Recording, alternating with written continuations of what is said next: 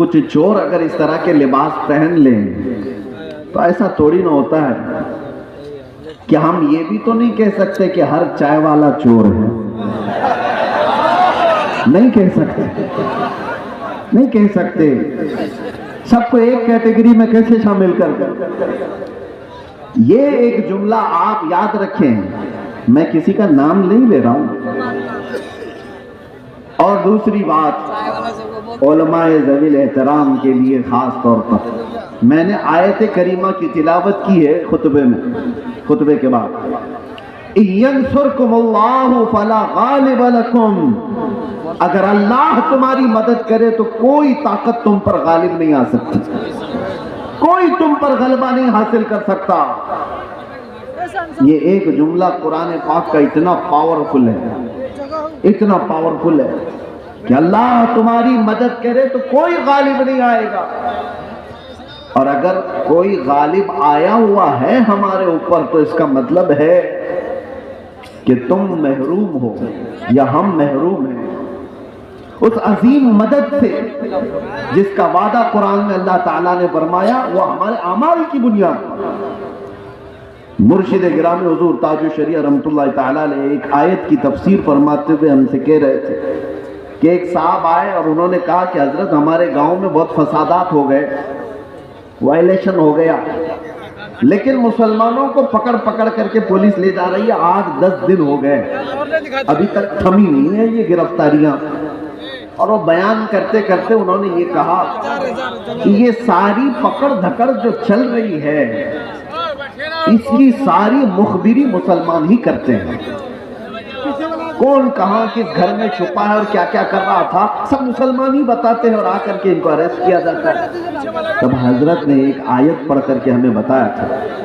قرآن میں اللہ فرماتا ہے وَلَن يَجْعَلَ اللَّهُ لِلْكَافِرِينَ عَلَى الْمُؤْمِنِينَ سَبِيلًا. اللہ قرآن میں فرماتا ہے ہرگز ہرگز اللہ تعالیٰ کافروں کو ایمان والوں پر غلبہ نہیں دے گا, کبھی نہیں. لن کا لفظ ہے نفی تاکید کے ساتھ.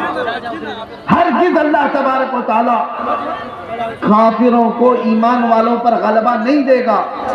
حضرت فرماتے مگر یہ کہ کسی کافر کی مدد مسلمان ہی کرے تو وہ کافر مسلمان کے راستے سے دوسرے مسلمان پر غلبہ کرے گا.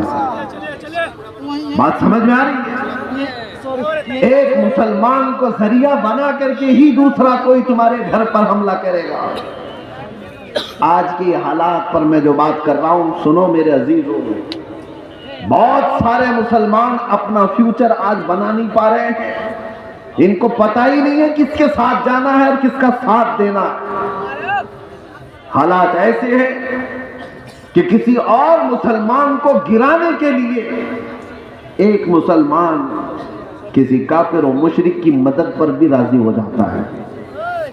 یہی میں بتا رہا ہوں کہ کبھی تمہیں کوئی قوم مغلوب نہیں کر سکتی جب تک کہ تمہارے اندر کے غدار تمہیں مغلوب نہ کریں. جب تک ہمارے درمیان موجود جماعت کے منافقین ہمارے خلاف نہ کھڑے ہوں تب تک کوئی قوم ہمیں ڈائریکٹ نہیں گرا سکتی. ابھی 1 مہینے پہلے کی بات میں بتاؤں, اور سینئر آفیسر نے مجھ سے کہا کہ مولانا آپ ڈرتے کیوں ہیں, آپ کی قوم کو کوئی بھی ہرا نہیں سکتا, یہ ہم جانتے ہیں. یہ میں سنتا تھا پہلے, لیکن ڈائریکٹ سنا آپ کی قوم کو کوئی کچھ نہیں کر سکتا, آپ کی قوم ہی آپ کی قوم کو برباد کرتی ہے, باقی کوئی نہیں کر سکتا. آج بھی دوسروں کو اس بات کا یقین ہے کہ ہمیں کوئی بھی غلبہ حاصل کر کے گرا نہیں پاتا جب تک کہ ہمارا اندر کا منافق اس کا ساتھ نہیں دیتا. یہ غداروں کی جماعت, یہ منافقین کی جماعت, میں جانتا ہوں سیفی صاحب یہاں موجود ہیں, میں آپ سے کہہ رہا ہوں کہ اس وقت کیفیت کیا ہوتی ہوگی. یہ اسٹیج پہ موجود سارے علماء, ہماری برادری, علماء برادری, ہم گرفتار ہو کر کے 200 لوگوں کے درمیان ہیں. پہرے داری میں کوئی کسر نہیں چھوڑی جا رہی ہے, کوئی کسر نہیں چھوڑی جا رہی. سارے ارد گرد ہمارے اطراف کرسیاں لگا کر بیٹھے اور سوالات پہ سوالات، سوالات پہ سوالات. اور اس وقت انویسٹیگیشن کرنے والوں کو کچھ لوگوں کے میسیجز آتے ہیں اور کہتے ہیں یہ مولانا سے یہ بھی پوچھو، یہ بھی پوچھو.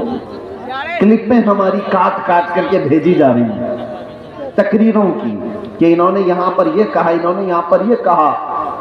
وہ بیچارے سوالات کرنے والے وہ کہتے ہم کو تو آپ کے بارے میں اتنا معلوم نہیں تھا، یہ اتنی ساری چیزیں آ رہی ہیں. میں نے پوچھا نہیں کون ہے، لیکن سامنے والے نے بتایا کہ فلاں پیر صاحب ہیں، فلاں مولانا صاحب ہیں. میں جانتا ہوں میرے عزیزوں، میں نے اس سے قبل بڑے جذبات میں کہا تھا، وہ بھی جانتے ہوں گے جنہوں نے یہ سب کام کیے ہیں ہمارے دل پر کیا گزر رہی تھی اس وقت.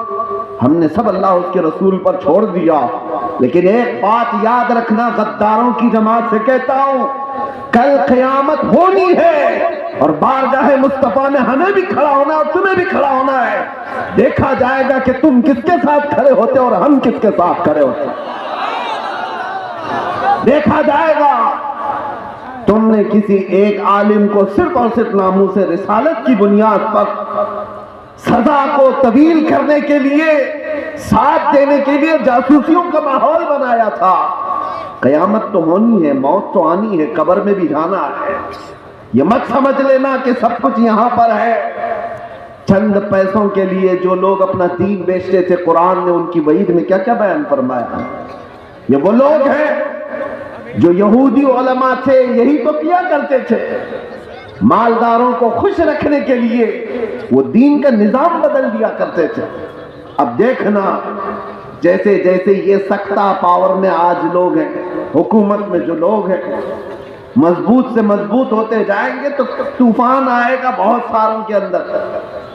کتنے تو ادھر سے ادھر نکلنے لگ جائیں گے کہ بھائی جس کی لاٹھی اس کی بھینس، ہمیں بھی ان کی بولی بولنی پڑے گی، ہم بھی ان کے شانہ بشانہ رہیں گے تو کچھ ہمارے بھی کام ہو جائیں گے.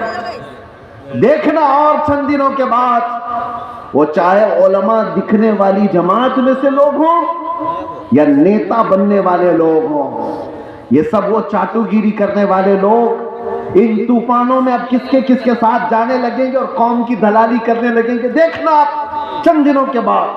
اور اے قوم کے غیور نوجوانوں، محبت مصطفیٰ پر اور ناموس مصطفیٰ پر تم نے جذبات میں آ کر کے جو نعرے لگائے، ان کا پاس و لحاظ رکھنا. چاہے پوری جماعت کے بڑے بڑے لوگ کسی ایسی جماعت کے ساتھ چلے جائیں جو میرے مصطفیٰ کے دشمن ہیں، انہیں مت دیکھو، ان کی دولت نہ دیکھو، ان کی سیاست نہ دیکھو، ان کے اونچے مرتبے نہ دیکھو. میں غریب ہی صحیح، میرے دامن میں میرے مصطفیٰ کی محبت کافی ہے. اس پر قائم رہنا. تمہارے گھر چھپر کے ہیں، تمہارے علاقے باڑھ سے ڈوب جاتے ہیں، بہت سارے معاملات ہیں، اس پر راضی رہنا، لیکن ایمان کا سودا کبھی نہ کرنا. ناموس مصطفیٰ کا سودا کبھی ہونے نہیں دینا. ایسوں کی جماعت سے اپنے آپ کو بچائے رکھو جو دین کا سودا کرتے ہیں.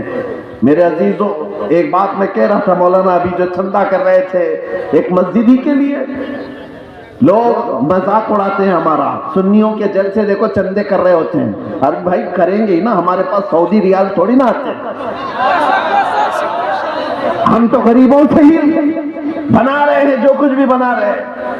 ہمارے پاس کون سی حکومت ہے؟ نہ سعودی ہے، نہ قطر ہے، نہ کویت ہے، کچھ نہیں ہے. ہو سکتا ہے تمہارے پاس ڈالر بھی آتے ہوں، ریال بھی آتے ہوں، پاؤنڈ بھی آتے ہوں، تمہارے آقاؤں سے سب آتا ہوگا.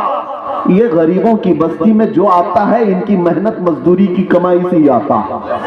اور اسی لیے ریالوں پر پلنے والوں سے ڈر قوم کو، دنیا کو نہیں ہے. ان غریبوں کی بستیوں سے لوگوں کو ڈر ہے کہ انقلاب پیسے کے لالچیوں سے نہیں آتا، یہ ایمان پر زندہ رہنے والی غریب قوم سے انقلاب آتا ہے. غربا سے دنیا ڈرتی ہے. آپ کو پتا ہے قیصر اور کسرا کی طاقت کا اندازہ لگا سکتے ہو؟ قیصر کہتے تھے روم کے بادشاہ کو، کسرا کہتے تھے ایران کے بادشاہ کو. یہ اس زمانے کی بات کر رہا ہوں جب تقریباً پوری دنیا میں دو بڑے سپر پاور حکومتیں تھیں. Super power, Persian empire Roman empire, Roman empire کیسر، پرشین ایمپائر کسرا. یہ میرے مصطفیٰ کریم صلی اللہ تعالیٰ علیہ وسلم کے زمانے کی بات کر رہا ہوں. اور جب حضور پاک کے زمانے سے تھوڑا سا زمانہ آ گیا صدیق اکبر کا، فاروق اعظم کا، مدینے سے یہ صحابہ کی جماعتیں نکلی تھی اور یہ بات کر رہے تھے کیسر اور کسرا سے مقابلے کی. سوچو سیمانچل کے غریب لوگ، بستیوں میں رہنے والے جن کے ہاں پکی سڑک بھی نہ ہو، اور وہ گاؤں کے رہنے والے اگر یہ کہیں ہم امریکہ سے لڑنے والے ہیں، رشیا سے لڑنے والے ہیں، تو دنیا مذاق ہی تو کرے گی. دنیا کیا کہے گی؟ ارے تمہارے چھپر کے گھر ہیں اور تم بات کر رہے سپر پاور سے لڑنے کی. بلا تشبیہ بلا تمثیل صحابہ کرام جس وقت یہ بات کر رہے تھے کہ کیسر اور کسرا کو بھی ہم فتح کر لیں گے، روم اور ایران کو بھی فتح کر لیں گے، مکہ والے ٹھٹا مار کر کے ہنستے تھے. جن کے پاؤں میں چپل نہیں، جن کے کپڑوں پہ پیوند لگے رہتے ہیں، جو 10 لوگ ایک کھجور پر پورا دن گزارتے ہیں، یہ وہ محمد عربی کے غلام ہیں. روم اور ایران فتح کرنے کی بات کر رہے ہیں، مذاق اڑایا جاتا.